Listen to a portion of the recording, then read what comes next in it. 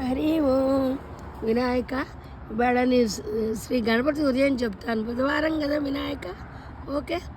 శ్రీ శివ ఉవాచ ఓ నమస్తస్మై గణేశాయ సర్వవిఘ్న వినాశనే కార్యారంభే స్మృతి పూజితో అసురైరపి శ్రీ పార్థోవాచ భగవాన్ దేవదేవేశ లోకానుగ్రహకారక తత్ప్రసాద గణేశ సహస్రతో పూజా విధిర్మయ ఇదాनीं శ్రోతుమిచ్చామి కవచం యత్ప్రకాశితం.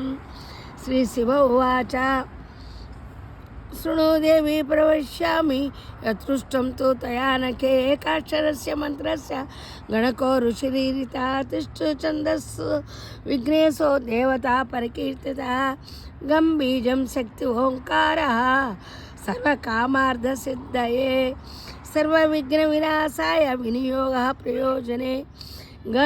గం బీజం శక్తి ఓంకారః సర్వకామార్థసిద్ధయే. గం గం గణపతియే నమః అనుకుంటే సర్వకార్యాలు కూడా సిద్ధిస్తాయి.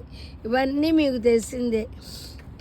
గం గం గణపతియే నమః ఒక్కటి అనుకున్నా చాలు.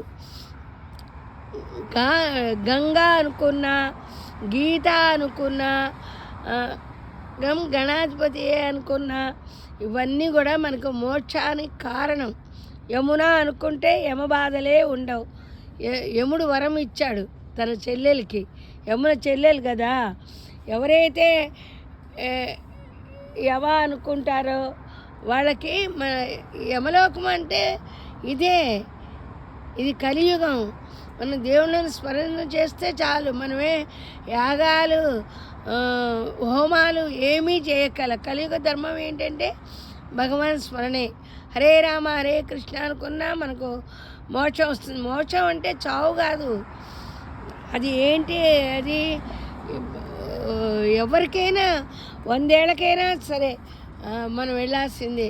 మనం ఎప్పుడైతే పుట్టామో అది భగవద్గీతలో అదే చెప్పాడు కదా శ్రీకృష్ణుడు. అన్నీ దానికి అర్పించమన్నాడు. అప్పుడు మంచి చెడు అన్నీ ఆయనే చూసుకుంటాడు.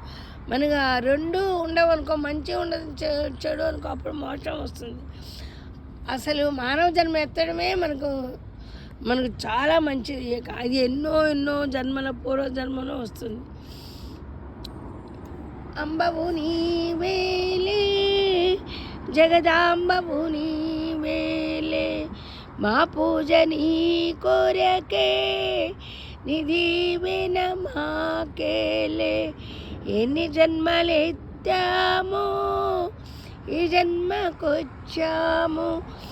ఈ కలియుగంలో కలో వినాయక అంటారు, కలో దుర్గమాత అంటారు. దుర్గామాతను తలుచుకున్న, కలియుగంలో వినాయకుడిని తలుచుకున్న, నామ సంకీర్తన చేసినా చాలు, మనకు యమ బాధలు ఉండవు. ఓకే, ఉంటాం. మీ శ్రీదేవి.